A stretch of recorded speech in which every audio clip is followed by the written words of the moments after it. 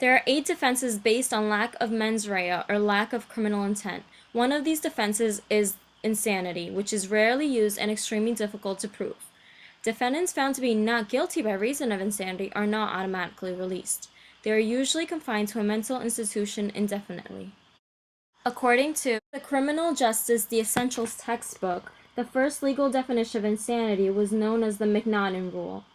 Under this rule, individuals must prove that they were in such a state of mind that they could not know what they were doing, or that they did not know that what they were doing was wrong.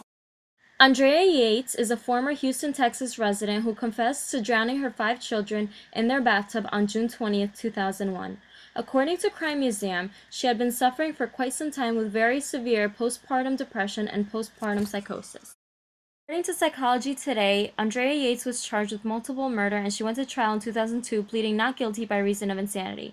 As in the vast majority of cases invoking the insanity defense, she was found guilty and sentenced to life in prison.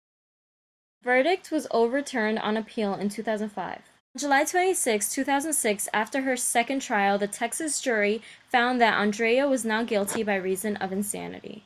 To this very day, she remains confined to a locked psychiatric facility. Recently, CNN showed a documentary discussing the crimes of the century, and this case was included in the list. What people fail to realize is that Andrea Yates was not a criminal. She was severely mentally ill.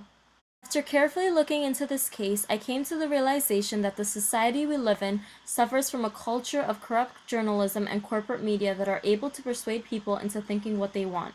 It took over 4 years for the criminal justice system in Texas to finally announce that Andrea was extremely mentally ill. A jury finally took the time to consider what might have happened inside Yates' mind that morning in June 2001 to cause her to seek out and destroy those she loved most in life.